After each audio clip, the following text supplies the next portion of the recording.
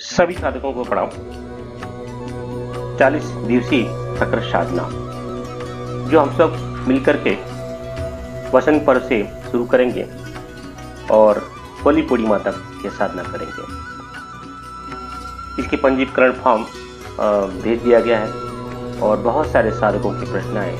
यह साधना कैसे करनी है, क्यों करनी है, इस साधना का महत्व क्या है, उसी के आधार पे एक विवेचना हमने तैयार की है। आइए इस विवेचना में हम लोग क्या क्या करने वाले हैं, क्या क्या देखने वाले हैं, उसको देख लेते हैं। 40 साधना का महत्व क्या है उसको समझने के पहले थोड़ा सा गायत्री और जो सविता का 7 प्राण का प्रवाह है, प्राण है, उसको समझ लेंगे। गायत्री अनुष्ठान कैसे करते हैं और ये 40 दिवस जो है किन किन संधि कालों से गुजरने वाला है उसको समझेंगे।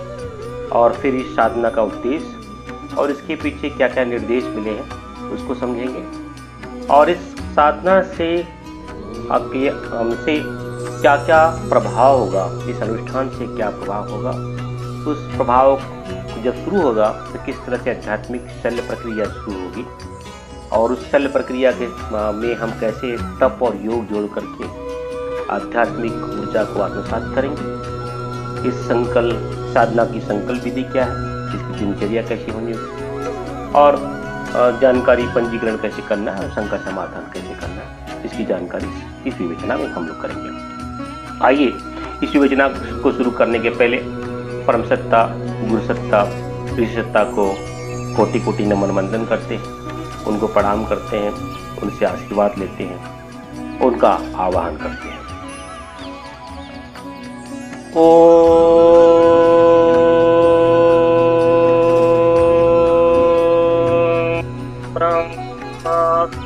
नंदं परम सुखदं केवलं ज्ञानमूर्तिं द्वन्द्वातीतं गगनसदृशं तत्त्वमस्यादिलक्ष्यम् एकं नित्यं विमलमचलं सर्वदि साक्षिभूतं भावातीतं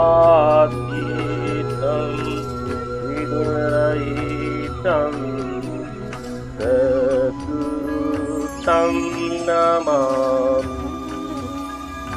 ध्यानमूलं गुरोर्मूर्ति पूजामूलं गुरोर्पदं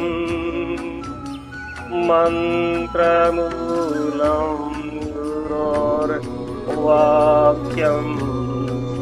मोक्षमूलं गुरोर्कृपा।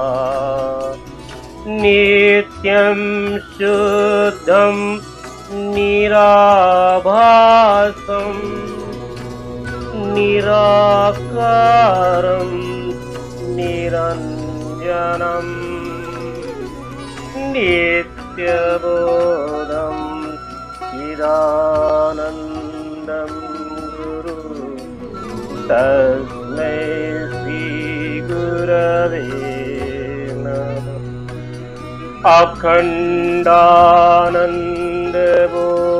अखण्डानन्दबोधाय शेषसन्तापहारिणे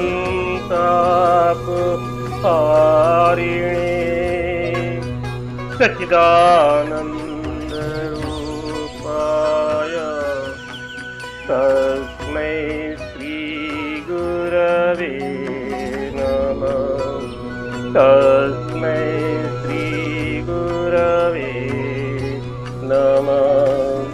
तस्मै श्री गुरवे नमः।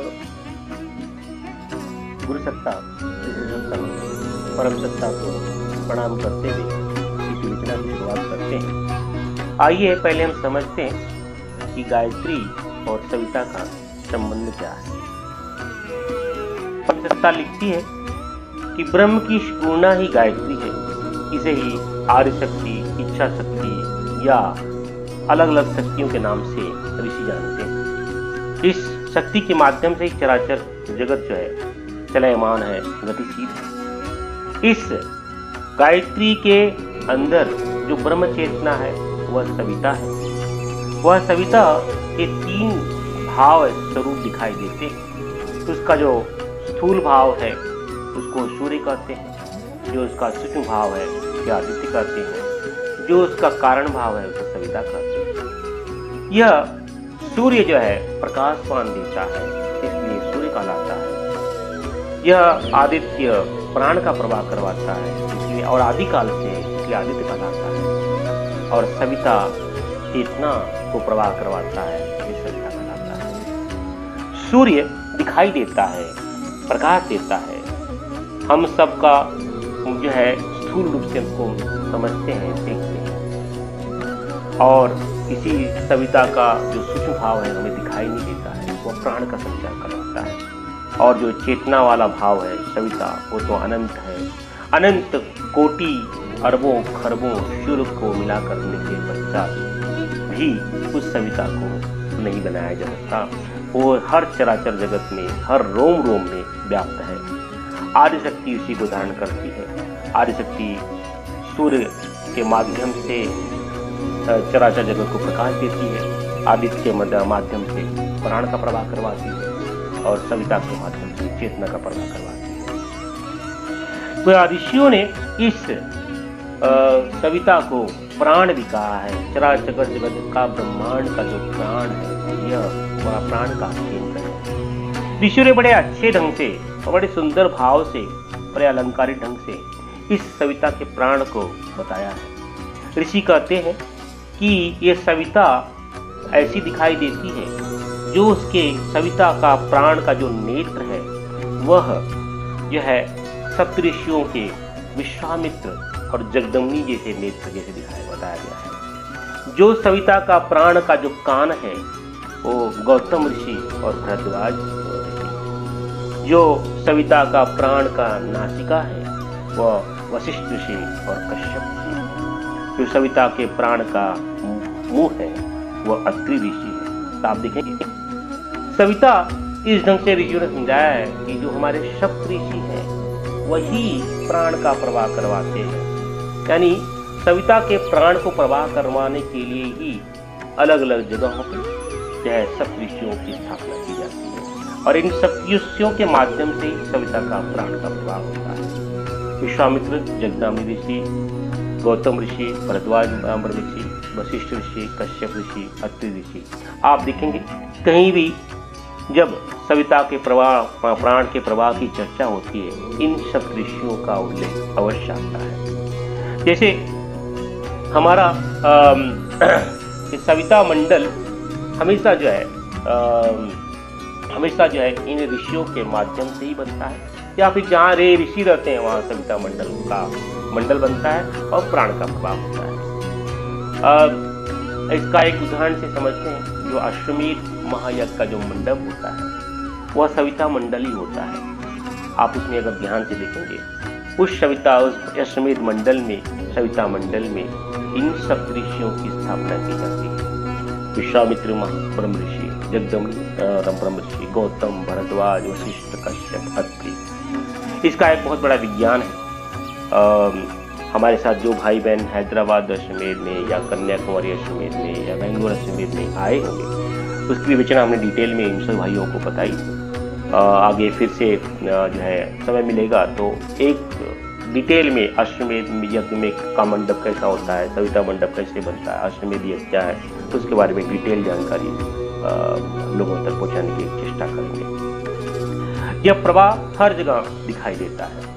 जैसे कि हम भी इस ब्रह्मांड में के अंश हैं, समष्टि और व्यष्टि, ब्रह्मांड और अंड, हम भी अंड हैं। तो उसके अंदर भी ये सातों प्राण के सप्तऋषियों का प्राण, सविता प्राण का संचार होता है। लेकिन हमारे कर्मों की वजह से ये प्राण ढक जाते हैं, इनमें गतिरोध आ जाता है। लेकिन फिर से उस सविता का आत्मसात करके माँ आदिशक्ति को आत्मसात करके इस प्राण के प्रवाह को फिर से आत्मसात किया सकता है। इसलिए हर साधक, हर मनुष्य इस सविता के प्राण को प्राप्त कर सकता है, सप्तऋषियों के प्राण को प्राप्त कर सकता है, आदिशक्ति के प्राण को प्राप्त कर सकता है, उसको आत्मसात कर सकता है।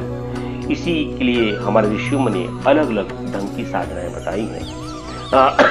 जब ये साधनाएं एक पर्टिकुलर बाउंड्री के साथ में की जाती है, एक नियम के साथ में की जाती है, तो उसे अनुष्ठान करते हैं। जो दिनचर्या में हम क्रिया करते हैं वो अनुष्ठान नहीं कहलाता है। अनुष्ठान क्या होता है? एक निश्चित काल में, निश्चित अवधि तक, निश्चित दिनचर्या के साथ में, निश्चित स्थान पे जो क्रिया का आत्मसात करते हैं वो अनुष्ठान है। ऐसे अलग अलग तरह के अनुष्ठान हैं। जब यह अनुष्ठान गायत्री तप और योग के साथ की जाती है तो उसे गायत्री अनुष्ठान कहते हैं। माता तो आदिशक्ति है, गायत्री का अनुष्ठान कभी भी कर सकते हैं। लेकिन ऋषियों ने कुछ कुछ दिन और तिथि बताए हैं जिस दिन से यह बहुत फलित होती है। जैसे शुभ दिवस के बारे में बताया जाए तो गुरुवार और रविवार। ऋषियों ने शुभ तिथि के बारे में जो बताया, प्रतिपदा, पंचमी, एकादशी, पूर्णिमा को उत्तम तिथि के बारे में बताया। और ये जब ये शुभ दिवस हो, शुभ तिथि हो और ये संधि काल में की जाए तो इसका लाभ अनंत गुना हो जाता है। आप सबने 2022 आध्यात्मिक कैलेंडर का वीडियो देखा होगा। इस संधि का काल के बारे में बहुत डिटेल में हम लोगों ने चर्चा की है। तो उसके बारे में क्या होता है संधि काल, इस बारे में जानकारी दी। तो उसको आप समय मिले देख लीजिएगा।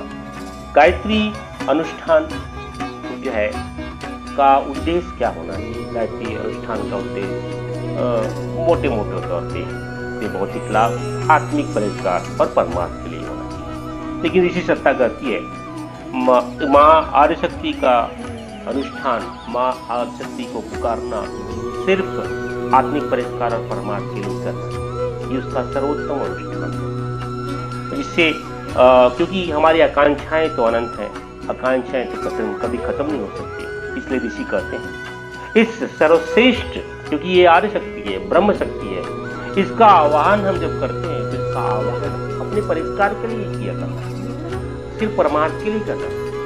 छोटे मोटे भौतिक लाभ और संसारिक लाभ के लिए इसका उपयोग न किया जाए, क्योंकि ये आदिशक्ति है, ब्रह्म शक्ति है। इस अनुष्ठान को जब ऋषि सत्ता आगे बताती है तो इसमें 3 तरह के मोटे मोटे तौर पे अनुष्ठान के जो है प्रकार बताए गए। एक छोटा सा अनुष्ठान जो होता है, लघु अनुष्ठान जिसे कहते हैं, उसमें 24,000 जप और 240 की आहुतियाँ, 1.25 लाख का जप और 1,250 आहुतियाँ, ये मध्यम अनुष्ठान होता है। और तीसरा प्रकार है 1 साल में 24 लाख का जप और 24,000 की आहुतियाँ, ये महाप्रदर्शन का होता है। इस अनुष्ठान के साथ में कुछ निश्चित तपस्याएं साथ में ली जाती हैं, जैसे कि उपवास, ब्रह्मचर्य, मौन, प्रतीक्षा और अनुदान। इस तरह से जो है अनुष्ठान बनता है। आइए अब हम समझते हैं कि ये जो 40 दिन का जो दिवस है, बसंत महापर्व से होली पूर्णिमा का जो दिवस है, ये इतना महत्व का क्यों है? इसमें अनुष्ठान करने से क्या क्या लाभ हो सकता है? जैसे पिछले आध्यात्मिक कैलेंडर 2022 में हमने चर्चा की थी कि किस तरह से संधि काल में अनुष्ठान का अनंत गुना लाभ होता है। तो ये जो 40 दिन का समय है, तो इनफैक्ट 2022 युग परिवर्तन की संधि से गुजर रहा है और 2022 सूर्य संधि का काल भी हमने आता है। और ये जो 40 दिन का हम अनुष्ठान करने वाले हैं, उसमें सूर्य आयन संधि भी आने वाली का भी प्रभाव दिखाई देता है, क्योंकि उसमें उत्तरायण है। इसमें जो है नवरात्रि का भी जो है प्रभाव दिखाई देगा। इसमें पक्ष संधि भी है, तो इसको हम समझ लेते हैं क्योंकि ये संधियों के बारे में बहुत डिटेल में हमने पहले चर्चा की है, तो यहाँ पे इसकी चर्चा नहीं करेंगे। देखते हैं कि ये किस तरह से संधियों का ये जो 40 दिवस है, किस तरह से अलग अलग संधियाँ इसमें काम करें। इस 14 जनवरी से उत्तरायण शुरू हुआ। आज हम लोग जो है जनवरी के अंत में है, उत्तरायण शुरू हो करके 12 दिवस हो चुके हैं। लेकिन इस उत्तरायण का प्रभाव जो है 40 से 50 दिन तक होता है, 40 से 45 दिन तक होता है। तो हम देखेंगे उत्तरायण शुरू हो चुका है, यानी उसका जो इम्पैक्ट है, एक संधि शुरू हो चुकी है। और जो है और 1 फरवरी से जो है हम देखेंगे 1 फरवरी से माघ मास शुरू हो रहा है। ये जो माघ का मास होता है बड़ा इस समय बहुत दान धर्म किए जाते हैं। सनातन धर्म में आप देखते रहेंगे कि माघ मास में बहुत सारे उत्तर प्रदेश में और काफ़ी जगह पे माघ मेला लगता है। माघ मौनी अमावस्या होती है, स्नान वगैरह तीर्थ स्थानों में काफ़ी स्नान होता है। तो ये बड़ा पवित्र माह है, क्योंकि एक माह और क्योंकि पवित्र माह होने की वजह से एक माघ नवरात्रि अनुष्ठान भी, गुप्त नवरात्रि अनुष्ठान भी शुरू होता है, जो कि 2 तारीख से होगा। बहुत सारे साधक जो है इस नवरात्रि में भाग ले रहे हैं। साथ ही इस माह में, इस माघ माह बहुत सनातन धर्म में जो है जो काल है, जो 12 जो चंद्रमास है, चंद्रमास में जो 12 महीने होते हैं उनमें से बहुत सभी अच्छे दिन हैं बहुत आध्यात्मिक उत्कर्ष के लिए। लेकिन कुछ दिन जो है आध्यात्मिक उत्कर्ष के लिए बहुत लाभदायक होते हैं। वसंत महापर्व उसमें से एक है, गुरु पूर्णिमा उसमें से एक है, ऋषि पंचमी है, महाशिवरात्रि है, जन्माष्टमी है। ऐसे जो कुछ जो दिवस है बहुत आध्यात्मिक उत्कर्ष को लाते हैं। तो वसंत महापर्व एक बहुत आध्यात्मिक ऊर्जा को, जब हम वसंत की बात करते हैं तो यहाँ पे हम एक दिवस की बात नहीं कर रहे हैं, ये पूरा माह होता है। 30 से 40 दिन का इसका इम्पैक्ट है, 30 और 40 दिन का अंदर एक सिर्फ हम, लेकिन इसकी शुरुआत जो है पंचमी से होती है। तो जो है हम सब मिल करके इसी दिन से साधना शुरू करेंगे और साधना, और इसी के बीच में जो है इसके 10वें दिन में जो है नवरात्रि की पूर्णाहुति होगी। जो भाई बहन जो है नवरात्रि का अनुष्ठान कर रहे हैं उसका पूर्णाहुति 10 तारीख को कर सकते हैं। और इसके बाद में जया शुक्ल एकादशी आएगी और माघ की पूर्णिमा आएगी। बड़ा ये माघ पूर्णिमा बड़ा उत्कर्षकारी होता है, जिसमें दान धर्म बहुत उल्लेख है पुराणों में। और फिर विजया कृष्ण एकादशी आएगी और फिर महाशिवरात्रि आएगी, और महाशिवरात्रि के पश्चात में फाल्गुनी अमावस्या है, और जो है फिर अमाल की शुक्ल एकादशी है, और फिर होली पूर्णिमा है। आप देखोगे इस 40 दिन की जो अवधि है इसमें 3 एकादशी है, 1 अमावस्या है, 2 पूर्णिमा है और 2 कालरात्रियाँ हैं। 2 कालरात्रियाँ वैसे सनातन धर्म में कहीं 3 कहीं 4 कालरात्रियों का उपदेश दिखाई देता है। तो महाशिवरात्रि, होली पूर्णिमा, दीपावली पूर्णिमा, ये 3 कालरात्रियाँ हैं। कोई कहीं चौथी कालरात्रि भी बताई जाती है, जन्माष्टमी, कृष्ण जन्माष्टमी को भी कालरात्रि, मोहरात्रि के रूप में जहाँ बताया जाता है। तो इस तरह से आप देखोगे कि इस 40 दिन की अवधि में 3 एकादशी, 2 पूर्णिमा, 1 अमावस्या, 2 कालरात्रि, और साथ में ही उत्तरायण का इसके अंदर इम्पैक्ट दिखाई देता है।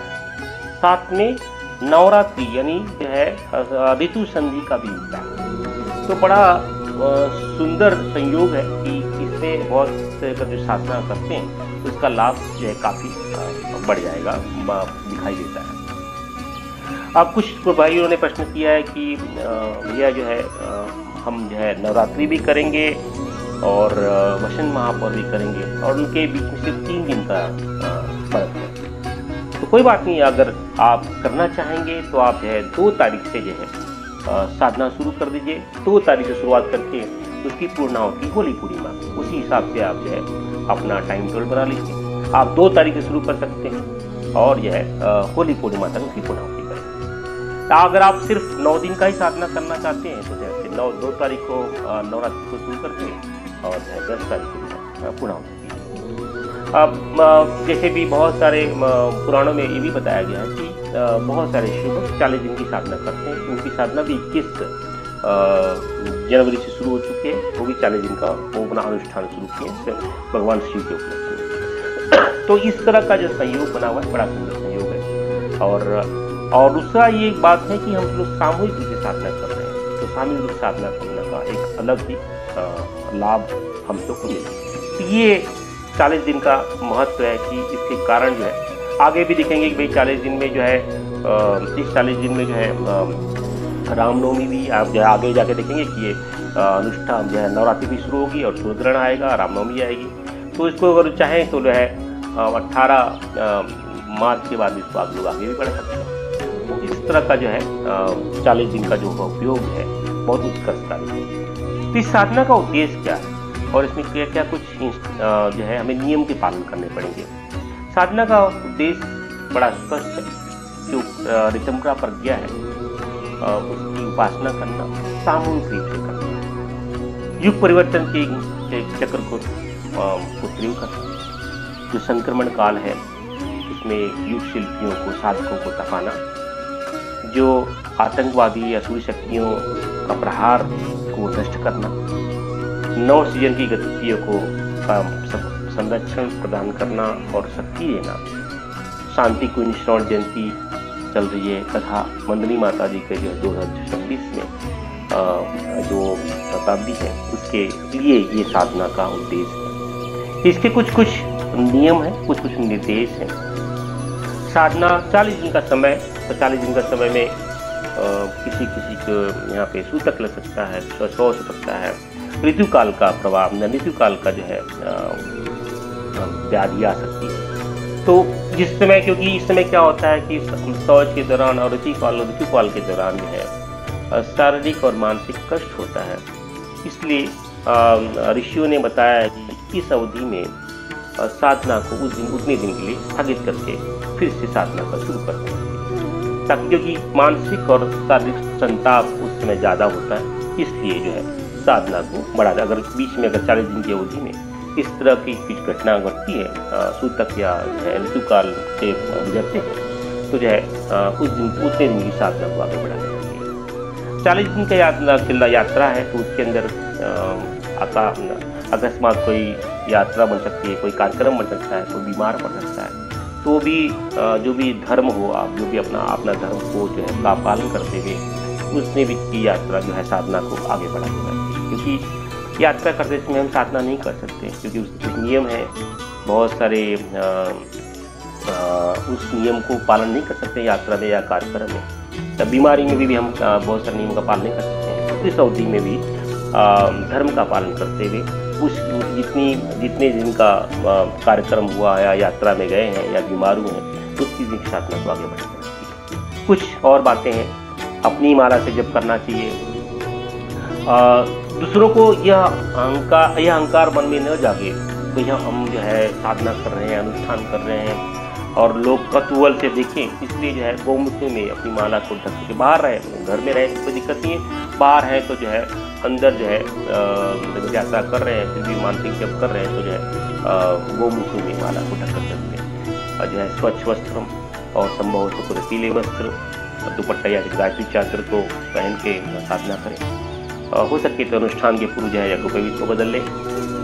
हो सके तो एक ही स्थान पे जहाँ पे आप बैठ करके साधना कर रहे हैं, एक स्थान पे, एक दिशा में, एक समय पे जो है साधना करें। ये कुछ निर्देश हैं, लेकिन हो सके तो इन निर्देशों का पालन अवश्य से करें, इसका फायदा होता है। तो आइए अब समझते हैं प्रकट साधना कैसे करना है।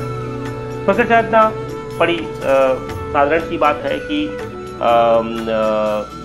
इसमें जो है 1.25 लाख का अनुष्ठान, प्रकट साधना में 1.25 लाख का अनुष्ठान होता है। उसमें जो है एक दिन में हमें जो है 33 माला करना होता है। 40 दिन का ही हमारी आध्यात्मिक यात्रा होगी। तो बहुत सारे भाई बहनों का ये प्रश्न आया है कि हम माला नहीं कर सकते तो क्या हम 40 कर सकते हैं? अवश्य कर सकते हैं। जो भाई बहन अपनी सुविधा अनुसार माला, मंत्र लेखन और गायत्री चालीसा को मिला करके कर सकते हैं। अगर यह सब साधना जो है, क्योंकि ये अनुष्ठान है, अनुष्ठान में सूर्योदय और सूर्यास्त की मर्यादा का पालन करना पड़ेगा। तो सूर्योदय के 1 घंटे या 1.5 घंटे से पूर्व और सूर्यास्त के 1 या 1.5 घंटे के बाद तक साधना कर सकते हैं। बहुत सारे भाई बहन काम पे जाते हैं, घर का काम रहता है, बाहर का काम रहता है, तो सुबह पूर्ण रूप से साधना नहीं कर सकते, तो सुबह 2 घंटे कर लिया, दोपहर को आधा घंटा कर लिया या शाम को आधा घंटा कर लिया। इस तरह से पूरा मिला करके जो है अपनी जो है माला को या जप को या लेखन को या चालीसा को पूरा कर सकते हैं। कुछ भाइयों का प्रश्न ये भी आया कि क्या हम गुरुदेव की आवाज़ के साथ में मंत्र जप कर सकते हैं। यह अनुष्ठान है। अनुष्ठान में एक नियम होता है। जब जो है माला से, लेखन से चालीसा करने में एक नियम रहता है, उसके अंदर एक नंबर रहता है, उस नंबर के अनुसार आप कर सकते हैं और उसमें आगे पीछे होता नहीं है। मंत्र बॉक्स लगाने से अगर आप नए नए साधक हैं तो मन विचलित हो जाता है, मंत्र बॉक्स चल रहा है, हमारा मन यहाँ भटक रहा है, वहाँ भटक रहा है, तो उसका जो है लाभ उतना अत्यधिक नहीं। जो साधना के मार्ग पे काफी बढ़ चुके हैं, एकदम आगे चले जा चुके हैं, उनकी बात तो अलग है। लेकिन अनुष्ठान में हो सके तो माला या मंत्र लेखन या चालीसा के साथ में अनुष्ठान करें। जो साधक बहुत उच्च लेवल पे पहुंच चुके उनकी बात अलग है, लेकिन जो है जो साधना शुरू कर रहे हैं, अनुष्ठान में एक नियम है, उस नियम के अनुसार जो है एक नियम निश्चित अवधि में, निश्चित संख्या में, निश्चित समय तक जो है जो नियम है उसका पालन करें। बहुत सारे भाई बहनों का प्रश्न इस पे भी आया कि हम जो है भैया 30 माला या 35 माला 33 माला नहीं कर सकते। तो ठीक है, आप 15 माला कीजिए, 20 माला कीजिए, लेकिन कीजिए अवश्य, क्योंकि सामूहिकता में साधना करने से उसका एक अलग लाभ होता है। तो आप जो है 15 या 20 माला भी का संकल्प लेकर के साधना को कर सकते हैं। दूसरी बात है, इस साधना के साथ में कुछ नियम लगाने पड़ेंगे, जैसे अपना काम खुद करना, शारीरिक सुविधाओं का त्याग देना, तितिक्षा और कर्षण, इन शादी से जो है तपस्या अपने पर लगानी, संयम लगाना पड़ेगा। साथ में गोकल्प, क्योंकि गायत्री का स्थूल स्वरूप गौ माता है। गौ माता के अगर हो सके तो दूध, दही, छाछ और घी का सेवन करना, उसकी सेवा करना और चमड़े की वस्तुओं का त्याग करना साधना काल में बड़ा अति आवश्यक है। तो ये तीसरा हमारा जो है संयम का पालन करना पड़ेगा। वैसे तो इंद्रियां तो बहुत सारी इंद्रियां हैं, लेकिन जो तो प्रमुख इंद्रियां हैं, स्वाद इंद्रिया और जनन इंद्रिया, ये बहुत बाधक है साधना के मार्ग में, तो उस पे अंकुश लगाना अति आवश्यक है। इसलिए ऋषियों ने स्वाद इंद्रियों के लिए भोजन पे बहुत आपका कंट्रोल होना चाहिए। जब भी अनुष्ठान हो तो पहला स्वाद जो है अपने जो है भोजन पे आपकी जो है कंट्रोल बनाना पड़ता है। जैसे कि भोजन का एक नियम बना ले कि हम एक समय का भोजन करेंगे। जैसे कि आप 2 समय भोजन लेते हैं तो एक समय का भोजन करें, या फिर एक समय के भोजन को 2 बार में करें। जैसे कि आप जो है सुबह 2 रोटी और शाम को 2 रोटी मिलाकर 4 रोटी खाते हैं, तो एक समय का भोजन आपका हो गया 2 रोटी। तो आप ऐसा कर सकते हैं कि जो है सुबह 1 रोटी खा लें और शाम को 1 रोटी खा लें, तो एक समय हो गया। अगर ऐसा नहीं हो सके तो जो है जितना भोजन कम किया है उतने भोजन के अलावा फलाहार कर ले या तरल वस्तु ले लें। या जो भाई बहन, क्योंकि भोजन थोड़ा कम होने से साधना करने में उत्साह बढ़ता है। जितना अगर ज्यादा भोजन रहेगा तो जो है साधना में बाधा आ सकती है। हो सके तो अगर नहीं बीमार रहते हैं तो घर का ही सात्विक भोजन करें, दोनों समय कम सुपाच्य भोजन करें। लेकिन बाहर बार बार जो है सेल्समैन है तो जो है जहाँ भी बाहर जाए तो जो है भोजन का समय हो गया है तो जो है उस भोजन को जो भी ग्रहण कर रहे हैं उसको घर का ही भोजन लेके जाए। अगर घर के ऐसा ना हो कि घर का भोजन नहीं लेकर आए तो फल फ्रूट ले लें, उसको गायत्री मंत्र के साथ में आप साथ करें। या फिर बहुत ही ट्रैवल हो गया है ऑफिस की वजह से, तो जो है जो भी भजन बाहर मिले उसको गायत्री मंत्र से अभिमंत्रित करने के पश्चात में माँ गायत्री का प्रसाद समझ करके ले लें। हो सके तो बाहर के खाने को अवॉइड करें। वही बहुत सारे भाई बहनों का प्रश्न आया कि हम एकादशी का उपास करते हैं, महाशिवरात्रि का उपास करते हैं, तो क्या इसमें हम कर सकते हैं? अवश्य कर सकते हैं। इस 40 दिन के उपरांत में 3 एकादशी आएंगी और एक शिवरात्रि आएगी। अगर आप उपवास करना चाहें तो 3 एकादशी और महाशिवरात्रि को उपवास करें बिना भोजन के। उसमें एक बात का ध्यान रखें, यह उपवास में जल का सेवन अधिक से अभी आगे भी बताएंगे। जल का सेवन बहुत उपयोगी है, जल का सेवन अधिक से अधिक मात्रा में करते रहें। भले ही आप जो है तरल वस्तुओं पे रह सकते हैं, दूध, दही, छाछ, लेकिन जो है उपवास में जो है पानी को अवश्य ग्रहण कर, पानी को नहीं छोड़ना चाहिए। दूसरा, भोजन में स्वाद को ना खोजें। तो स्वाद देने वाली 2 ही वस्तुएँ हैं, बहुत मतलब 2 ही वस्तुएँ नहीं है कि 2 मूल रूप से वस्तुएँ हैं, एक मीठा और एक नमक। तो हो सके तो स्वाद को का छालन करना, स्वाद को कम करना, इसके लिए ऋषियों ने जो है अस्वाद भोजन को बताया है। तो हो सके तो आप जो है दोनों मीठा और नमक को छोड़ दें या फिर एक को छोड़ दें। उद्देश्य क्या है इसका? उद्देश्य ये है कि अपने स्वाद को कंट्रोल में लाना। बहुत सारे लोग पूछते हैं कि भैया कि ये एकादशी और शिवरात्रि है, क्या हम जो है साबूदाना की खिचड़ी या तले हुए बटाटा या आलू खा सकते हैं? हमें स्वाद को त्याग करना है।